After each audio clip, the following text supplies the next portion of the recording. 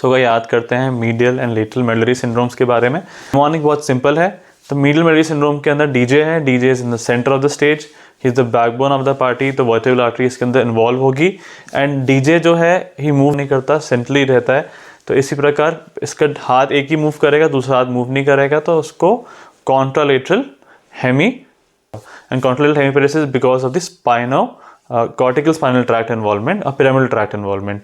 And क्योंकि ipsilateral 12th तरफ जा रही है तो उसको बोलने में दिक्कत होगी, तो डिस्फेजिया और movement of the one half of the face में इशू होगा। ठीक है। एंड साथ साथ में उसको एक साइड की भी सेंसेशंस डिमिनिश रहेंगी, like joint position and proprioception because of the medial lemniscus involvement. आते हैं फिर लेटरल मेडुलरी सिंड्रोम के बारे में, also known as Wallenberg syndrome. Ipsilateral साई नर्व्स जाएंगी, देखती 9th, 10th, 11th and 12th। तो 12th के साथ साथ मूवमेंट में या डिस्फेजिया में पेशेंट को इशू होगा, 10th में डिस्फेजिया होगा, स्वॉलोइंग में दिक्कत होगी, बोलने में दिक्कत होगी, निस्टैग्मस हो सकता है पेशेंट को, इसे ऑसिलोपिया भी बोलते हैं।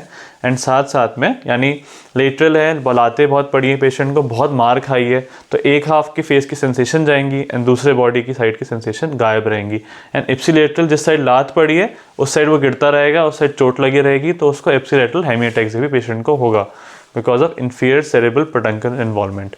एंड कॉन्ट्रालेटरल पेशेंट को दिक्कत क्या होगी, कॉन्ट्रालेटरल पेशेंट को मूवमेंट में इशू नहीं होगा, he will basically have the sensation loss of pain, touch and temperature of one half of the body because of spinothalamic tract involvement. This is about the medial and the lateral, and हमें lateral में याद रखना है about the vertebral artery as well as the pica. दोनों involve मिलेंगी, but specifically pica is a very specific artery for the lateral medullary syndrome.